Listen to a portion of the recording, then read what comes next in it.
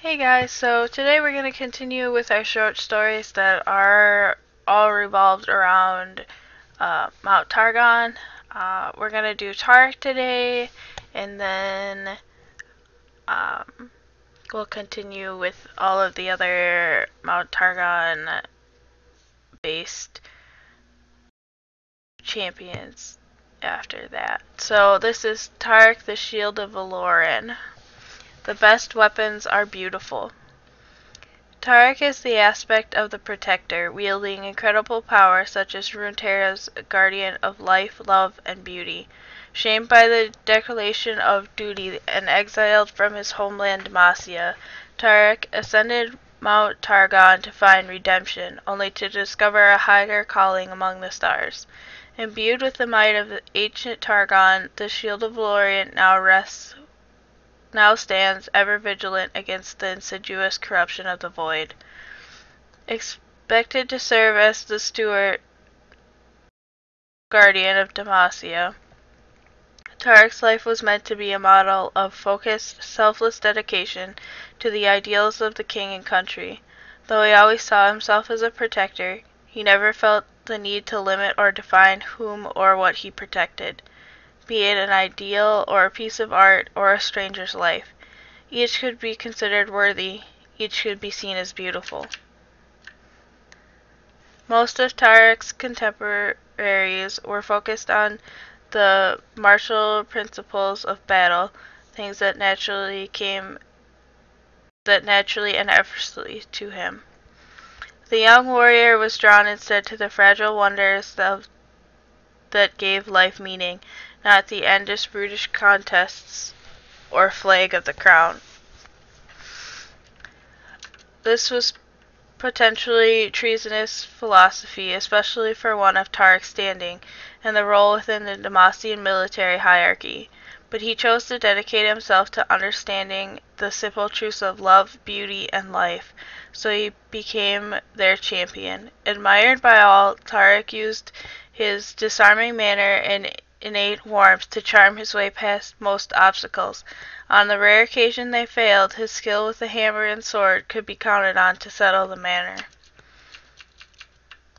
As his quest for understanding broadened, Taric would miss combat training to wander the forest in search of a glimpse of a rare animal, neglect parade drills to sit in the tavern and listen to a bard's hauntingly simple ballad, or skip regimental meetings to take horseback rides to observe the silver cloak of night settle across the countryside.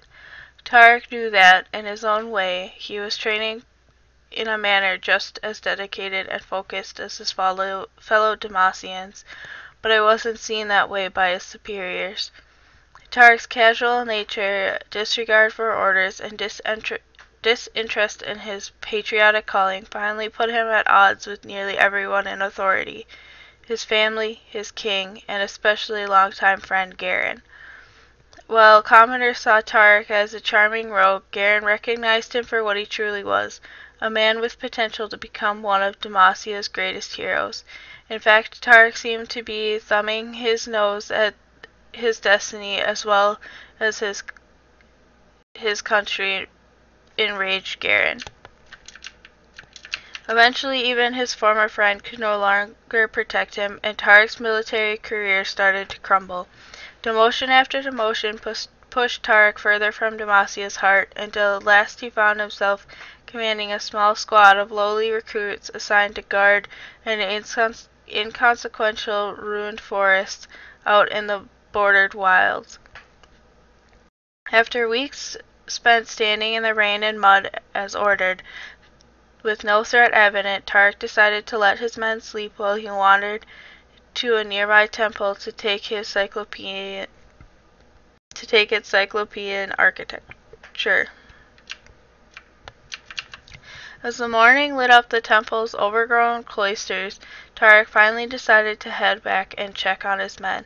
He was greeted by a scene of carnage. His troops had been butchered in their sleeps, their corpses bearing the jagged hallmarks of the Void's notorious predators. Taric had failed his men, his country, and most painfully his self-avowed mission to protect life. Returning to Demacia in shame, Taric was stripped of his rank, sentenced by Garen to endure the crown of stone, a ceremony that demanded a dishonored soldier descend Mount Targon, known as a death sentence, as few mortals had ever survived the climb.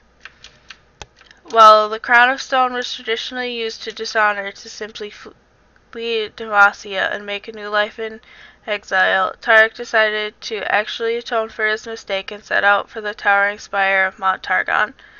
The ascent nearly claimed him, body and soul, numerous times, but Taric pushed past the pain, past the memories of his mistakes, the ghosts of his dead men, and the other tests inflicted upon him by the mountains. As he approached the summit, Taric was challenged by seemingly never-ending Madrid of conflicting realities, each warped existence offering a new horrifying vision. Taric experienced infinite fates in which could befall those who had no one to protect them in their time of crisis. He saw the alabaster library engulfed in pitch and flame, and still he dashed into the rolling inferno to retrieve the poetry of Thung. He screamed in rage at the frost guard, ran the last dream stag off a blind cliff, and leapt into the abyss himself in desperate attempt to save it. Before the Emmet gates of Noxus, Taric slumped to his knees at the sight of Garen's shattered body chained aloft as a warning. Between Taric and his friends stood the total sum of Noxus's might, and yet still, without hesitation, Taric raised his shield and drove all before him, claiming Garen from the gates, the young warrior that marched toward Demacia, heavy with his burden, knowing full well that his return would ensure his execution. As he walked, Taric looked upward, and the blood-strewn fields of Noxus gave way to the star-filled expanse above Mount Targon. His trials complete and freed from all illusion, Taric found himself at the pinnacle of the mountain, and he was not alone. Before him, cut from the slack cloth of night itself, stood something wearing the shape of a man, its features composed from pinpoints of stars. Taric was struck by the odd familiarity of his nature. Its voice spoke in 1,000 whispers that cut through Taric like the mountain wind. He thought he heard no recognizable words, but he understood the figure's intent with utter clarity. It called itself the Protector. Impressed by Taric's steadfast resolve, the otherworldly being deemed the fallen Demacia hero a worthy avatar, imbuing him with ethereal powers. The Protector spoke of the truths Taric had known his entire life, and of the mantle that he had unknowingly been prepared for with every decision that brought him to the top of the mountain. As the Protector's whispers faded, Taric received a final warning. He would stand as the shield of Valoran, but crashing against him would be a wave of howling madness, an ocean of gnashing teeth intent on consuming all, and of squalid horror born of the void. Reborn with power and purpose, Taric gladly accepted the seemingly impossible challenge, and now dedicates himself to his sworn duty as the steadfast guardian of the entire world. This is Uninvited Guest. I look across the once verdant field, now scarred and ruined by the toil of battle. The lost life will be immense, but I cannot save those who seek their own destruction. All of those sons, all of those fathers, all those futures lost. Demacians and Noxians ever at each other's throats, magnetically drawn to one another by something lesser than both. Plenty of defenders exist for their lofty ideals, and they stand in my way, almost gleefully slaughtering themselves over a scrap of land with no idea of its true importance. Two armies entwined, both committed to their ruinous stance. I could try and reason with them, ask them to move their brawl elsewhere, but my former countrymen now see me as something between a traitor and a wrathful god. The Noxians have always been short on patience. My usual weapons, wit, charm, and warmth, are useless in this cauldron of desperation. So I push aside those who would slow me, and wade into those who would stop me. Every kind of horror one soul can inflict on another rages around me as I near my goal. And there, dead center of the roiling fury of battle, a blaze color calls to me, a delicate life about to be snuffed out amid the mud and the gore-covered boots. Standing bravely, unbowed by the thudding dullness of the armored brutes around it, the beauty rings out like a single crystal ball. It is the last flower of its kind, and if it dies, no mirth shall bloom, and I cannot allow it to perish. Among the two opposing comrades pause in their combat as I approach, an uninvited guest to their last moments, as they turn to me, suddenly allied in their outrage of my intrusion.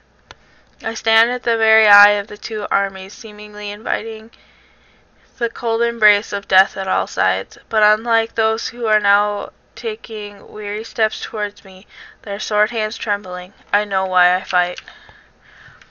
So that's the end of Taric's short story. I will be doing Leona next, and then we'll do Diana, and then Pantheon. So I hope you guys enjoyed this reading, and I hope everybody has a nice day.